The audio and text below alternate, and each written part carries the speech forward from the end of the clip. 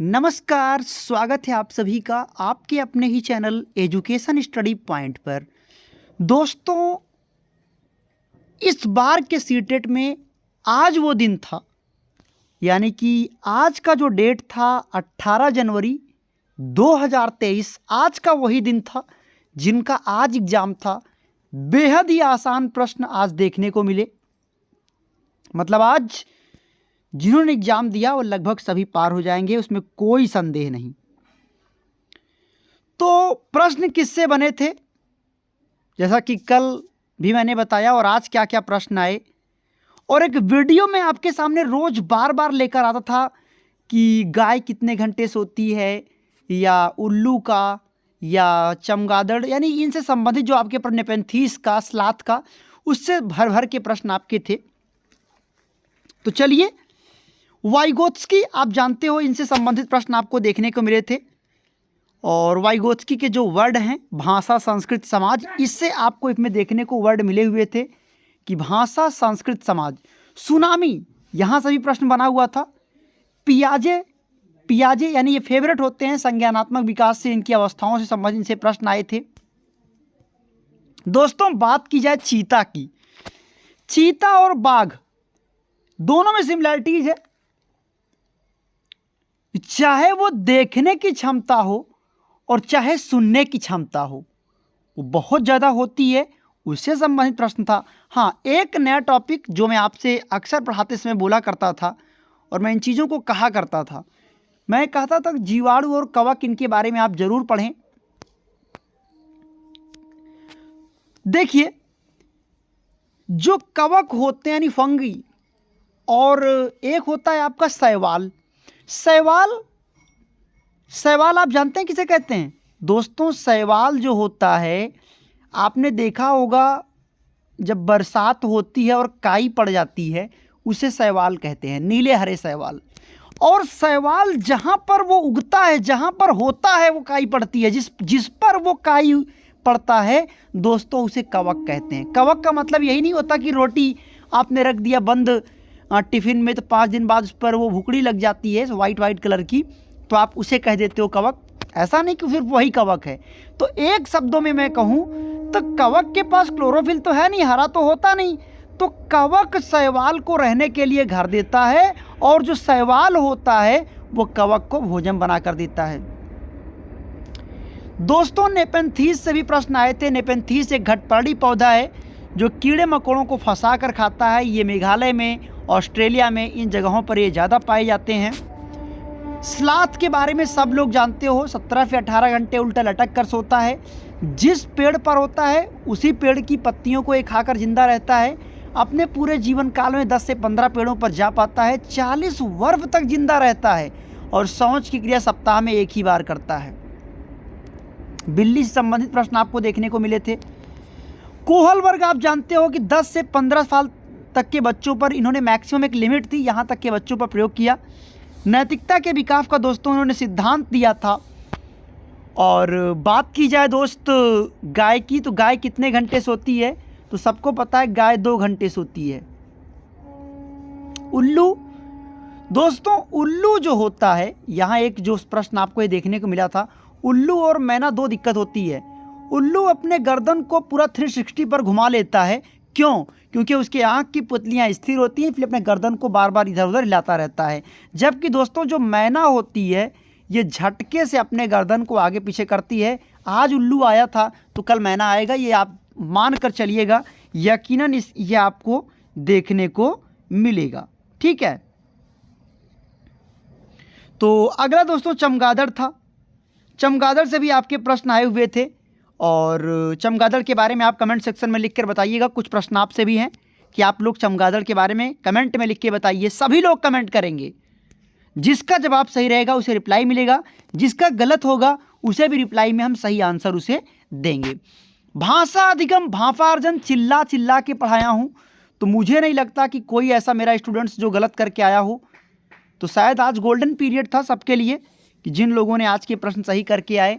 हमने कहा था भाषा का अधिगम ये कैसे होता है, ये औपचारिक होता है। और अगर औपचारिक होगा तो औपचारिक होगा तो इसका मतलब समय निश्चित होगा, स्थान निश्चित होगा, कार्य करने का तरीका निश्चित होगा।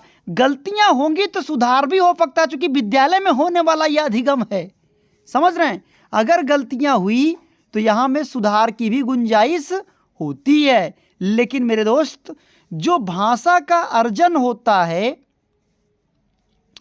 भाषा के अर्जन में कोई, ये जो अर्जन आपको देखने को मिलता है, अर्जन में क्या होता है, ये स्वाभाविक होता है। ये कहीं भी हो सकता है, कभी भी हो सकता है, किसी भी समय हो सकता है। तो इसमें दोस्तों कोई गुंजाइश नहीं होती है। ठीक है। एनसीएफ 2005 से, बार बार मैं कहता हूं कि 15 से 20 प्रश्न तो आपके एनसीएफ 2005 से बनते हैं। 5 लाइन याद रखना, पास होना अगर है 10-10 पेज पढ़ने की कोई ज़रूरत नहीं है। कल भी कहा था, आज भी कह रहा हूं, सीटेट में पास करा रहा हूं, यूपी टेट भी आपका तैयारी हो जाएगी, टेंशन मत लीजिएगा। एनसीएफ की 5 लाइन, इससे बाहर कभी प्रश्न नहीं बनता। पहला, ज्ञान को अपनी जिंदगी से जोड़ना। दूसरा, ज्ञान को गतिविधि के द्वारा देना। तीसरा, ज्ञान को रट्टा मार प्रणाली से दूर ले जाना। चौथा, ज्ञान को मूल्यप्रद बनाना। मतलब ज्ञान को हमेशा गतिविधि दीजिए, रट्टा मार प्रणाली से दूर रखिए। दोस्तों, आनुवांशिकता से ही प्रश्न आए थे, हेरिडिटी से, कि इसमें आपके कुछ नियम है। मैं आपको कुछ चीज़ें समझा भी देता हूँ।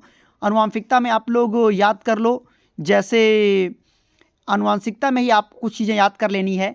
जैसे इनका समानता का नियम सोरेम्पन ने दिया था। उन्होंने कहा जैसे जिनके माँ बाप होते हैं वैसे उनके बच्चे होते हैं। मैं थोड़ा जल्दी जल्दी आपको पढ़ाने की कोशिश करता हूँ, कोशिश करिए। वीडियो को आप पॉज करके भी देख सकते हो, या फिर वहाँ वीडियो का जो रेशियो होता है स्लो करने का, वहाँ पर भी आप स्लो करके आराम से सुन सकते हैं। डेली एनालिसिस लीजिए शाम को 9:20 पर। इससे बाहर आपको देखने की कोई ज़रूरत नहीं। फालतू टाइम कहीं बर्बाद ना करें, पॉइंट टू पॉइंट चीज़ों को देखें, क्या आना है, कितना आना है, सब कुछ यहाँ मैं डिसाइड कर देता हूँ। दूसरी बात, समानता के बाद दोस्तों प्रत्यागमन का नियम, जस्ट इसके विपरीत नियम था। मेंडल ने दिया प्रत्यागमन के नियम। उन्होंने कहा कि जरूरी नहीं है कि जिनके जैसे माँ बाप हों उनके वैसे बच्चे हों। अरे भाई, अगर किसी के माँ बाप तमिल, मलयालम, कन्नड़ बोलना जानते हैं तो क्या ज़रूरी है कि उसका बच्चा भी पैदा होते ही या पैदा होने के बाद बड़ा होगा तो भी तमिल, मलयालम, कन्नड़ बोलेगा? ये ज़रूरी नहीं है। वातावरण से ही प्रश्न भर भर के आए थे।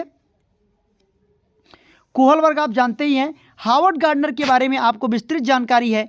आप जानते ही हैं कि हावर्ड गार्डनर ने क्या किया था। हावर्ड गार्डनर ने कहा कि मनुष्य के अंदर 10 तरह की बुद्धियां होती हैं, लेकिन 9 बुद्धियां सो जाती हैं, केवल एक बुद्धि ही जागृत हो पाती है। वो बुद्धि वो होती है जो उस व्यक्ति का वातावरण डिसाइड करता है। बहुत अच्छी बात उन्होंने कही।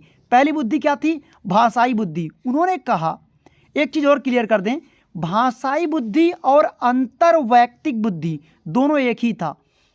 उन्होंने कहा कि एक ऐसी बुद्धि जो सामने वाले व्यक्ति के अंतर्मन को पढ़कर उस व्यक्ति को बेवकूफ़ बना दे। नेता हो गए, LIC का एजेंट हो गया, समझ रहे हो, भागवत सुनाने वाले हो गए। ये लोग चुटकियों में क्या करते हैं, आपको, आपके अंतर्मन को पढ़कर आपके साथ, मतलब कह सकते हो जो आप महसूस कर रहे हो, समझ सकते हैं आप। खैर, और अंतरा, ध्यान रखना, अंतर्वैयक्तिक और अंतरावैयक्तिक में बहुत अंतर है। अंतरा का मतलब होता है जो सबसे परे हों। उनमें केवल 2 ही लोग आते हैं, एक माँ बाप आते हैं और एक अध्यापक आता है। और बात करें दोस्तों प्राकृतिक बुद्धि, ये साइंटिस्ट में होता है। स्थानिक बुद्धि किस में होता है? स्थानिक बुद्धि होता है अंतरिक्षकार होता है, अंतरिक्ष यात्री होता है, या आप कह सकते हो शिल्पकार हो गया, चित्रकार हो गया, जिसके लिए स्थान बहुत मायने रखता है। क्योंकि हम उस व्यक्ति की बात नहीं करते जो पैसे को लेकर चित्र बनाते हैं, हम उस चित्रकार की बात कर रहे हैं जिसको अगर चीज़ें पसंद आ गई तो अचानक खुद ही उन चीज़ों को वो बनाना शुरू कर देता है। इसके फोल्डिंग बहुत बार पढ़ाया हूँ। इसके फोल्डिंग के बस आपको नाम बता देते हैं कि भाई इसके फोल्डिंग का मतलब जानते ही हो। इसको ढांचा निर्माण भी कहते हैं, पाड़ भी कहते हैं। सतत और व्यापक मूल्यांकन कई बार पढ़ाया हूँ, तो दोबारा मुझे नहीं लगता कि कोई गुंजाइश है कि आपको इसके बारे में बताऊँ। सतत मूल्यांकन कल भी बताया था, तो आज इसको बताने की जरूरत नहीं है। समय और दूरी संबंधित प्रश्न आए थे। समय बराबर क्या होता है दोस्तों? समय बराबर होता है, फार्मूला है दूरी बटे चाल, दूरी बटे चाल। और अगर मान लीजिए दूरी बराबर पूछता है तो क्रॉस मल्टीप्लाई कर दीजिएगा, दूरी बराबर हो जाएगा चाल गुणे समय। भाई दूरी बराबर क्या हो जाएगा? चाल गुणे समय। दोस्तों LCM और SCF भी आया था, और जेंडर आया था। जेंडर के बारे में दोस्तों कुछ लोग कहते हैं, अभी कल के वीडियो में शायद किसी स्टूडेंट्स ने कमेंट किया, कहा सर जेंडर अलग है, लिंग अलग है। तो पहली बात, जेंडर और लिंग मैं क्लियर कर दूं, जेंडर और लिंग दोनों बिल्कुल अलग नहीं है। लेकिन चूंकि जेंडर की हिंदी होती है लिंग, जेंडर भी सामाजिक संरचना है, लिंग भी सामाजिक संरचना है। फर्क कितना है, जब एक ही ऑप्शन में दोनों आ जाएं तो वो जो जेंडर होता है दोस्तों, वो मतलब चलता है उसके अकॉर्डिंग, वो इंग्लिश के अकॉर्डिंग चलने लगता है कि जेंडर जो 4 प्रकार के आपके होते हैं, masculine gender, feminine gender, common gender और न्यूट्रल जेंडर। मैस्कुलिन का मतलब पुरुषवाचक, फेमिनिन का मतलब स्त्रीवाचक, कॉमन का मतलब जिसमें स्त्री और पुरुष दोनों आ जाते हैं, और न्यूट्रल आप समझते ही हो। और जबकि जो लिंग है वो फिर सामाजिक संरचना का बोध कराता है कि जिस शब्द से किसी व्यक्ति के स्त्री या पुरुष होने का भाव होता है वो लिंग कहलाता है। आई होप आप चीज़ों को जरूर समझे होंगे। फिर भी ना समझ आया होगा तो कमेंट सेक्शन को भर दीजिएगा। बाकी कल के एग्जाम के लिए आपको बेस्ट ऑफ लक। ठीक है, ईश्वर से कामना करेंगे आपका एग्जाम बेहतर जाए, सभी लोग बेहतर से बेहतरीन करें। बाकी जिनका एग्जाम होता जा रहा है वो यूपी टेट की लाइव क्लासेज दिन में 11 बजे डेली ज्वाइन करें, क्योंकि एक ऐसी क्लास जिस क्लास के बाद आपको ऑफलाइन क्लासेज की बिल्कुल ज़रूरत नहीं पड़ेगी, क्योंकि सीटेट में हज़ारों स्टूडेंट को मैंने सफलता की राह तक पहुंचाया है। तो यूपी टेट में भी आप बेहतर करोगे। तो जुड़ना ना भूलें दिन में 11 बजे पर डे यूपी टेट की लाइव क्लास के लिए। बाकी अगर आप चैनल पे पहली बार विजिट कर रहे हैं तो प्लीज़ सब्सक्राइब करें, वीडियो को लाइक कीजिएगा अच्छा लगा हो तभी। बाकी धन्यवाद आप सभी का, थैंक यू सो मच, दिल से आभार।